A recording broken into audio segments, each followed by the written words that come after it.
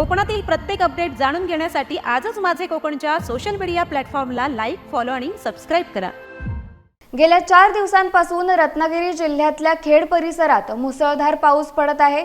काही ठिकाणी संततधार तर काही ठिकाणी मुसळधार पाऊस पडत आहे। आज पहाटेपासून ढगफुटी सदृश्य पाऊस खेड परिसरात आणि सह्याद्रीच्या खोऱ्यात पडलाय। गेल्या 12 तासांपासून कोसळणाऱ्या मुसळधार पावसामुळे रत्नागिरी जिल्ह्यातल्या सर्वात मोठ्या नद्यांपैकी एक नदी असलेल्या जगबुडी नदीने इशारा पातळी ओलांडली आहे। मुसळधार पावसामुळे जगबुडी नदीच्या पाण्याच्या पातळीत एका रात्रीतच मोठी वाढ झाली आहे। 5 मीटरच्या आसपास याचे पुढील नदीच्या पाण्याची पातळी पोहोचली आहे। सार्वजनिक बांधकाम विभागाकडून 2.5 कोटी रुपये खर्च करून कुडाळ रेल्वे स्थानकाचे सुशोभीकरण करण्यात आले। यावेळी सत्ताधाऱ्यांनी अद्ययावत असे रेल्वे स्थानक उभारल्याचा गाजावाजा करून त्याचे उद्घाटन केले।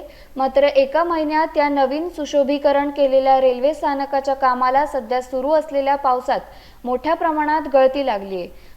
भाजप सरकार, सार्वजनिक बांधकाम मंत्री रवींद्र चव्हाण आणि सार्वजनिक बांधकाम विभागाचे अधिकारी यांनी जिल्ह्यातील प्रत्येक कामात भ्रष्टाचार केला असून तो आता उघड होत असल्याचा आरोप करत युवासेना जिल्हाप्रमुख मंदार शिरसाट, युवासेना तालुका प्रमुख योगेश धुरी यांच्या नेतृत्वाखाली युवासेना पदाधिकाऱ्यांनी कुडाळ रेल्वे स्थानकावर आंदोलन केले। तसेच गळती लागलेल्या ठिकाणी प्लास्टिक कापड बांधून सरकारचा जाहीर निषेध करण्यात आलाय।